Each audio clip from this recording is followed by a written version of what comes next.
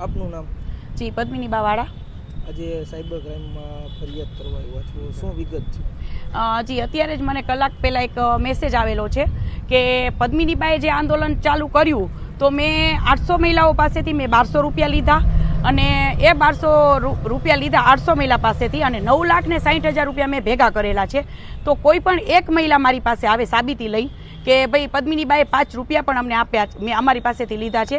ઉલટાના મેં મારા ઘરના ખર્ચા છે, જે પણ અત્યારે આંદોલનનો ખર્ચો થયો છે એ અમારા રેલનગરના ભાઈઓ દ્વારા અને મેં અમુક ખર્ચો મેં મારા ઘર દ્વારા કરેલો છે. તો આવા આક્ષેપો સમાજમાં જો વાયરલ થાય અને ઘણું બધું વાયરલ થાય છે તો પણ હું એક જાતું કરી દઉં છું. પણ અત્યારે મને યોગ્ય ન લાગ્યું કે ક્યાંક ને ક્યાંક મને બધા નથી ઓળખતા, જે મારા નજીકના લોકો હોય છે એ જ મને ઓળખે છે. તો ક્યાંક ને ક્યાંક આ ખરાબ મેસેજ બધા પાસે પહોંચે એની પહેલાં હું ફરિયાદ કરવા આવી છું અને આમાં જે પણ વ્યક્તિ નીકળશે એને હું આ વખતે મૂકવાની નથી.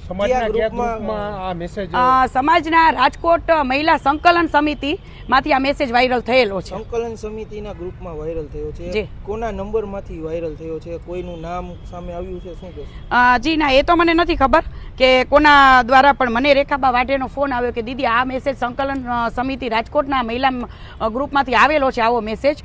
તો મને સાબિત કરીને દેખાડે ને કે ભાઈ મેં કોઈના 5 રૂપિયા પણ મેં લીધા હોય આ આંદોલનમાં, તો ક્યાંક ને ક્યાંક એક શરમજનક વાત કહેવાય કે જે બહેનોએ તમારા માટે લડાઈ કરી અને ક્યાંક ને ક્યાંક પદ્મિનીબા બધાને ખટકે છે કે જે ચહેરો અત્યારે એક હાઈ લેવલ ઉપર છે એને કેમ ને કેમ બદનામ કરીને પાછા પાડવા છે એ લોકો બધાની ટ્રાય છે અમુક તત્વોની. જો પોલીસ દ્વારા કોઈ ફરિયાદ નહીં લેવામાં આવે કે આપની રજૂઆત સાંભળવામાં નહીં આવે તો આગામી શું પગલાં લેશે?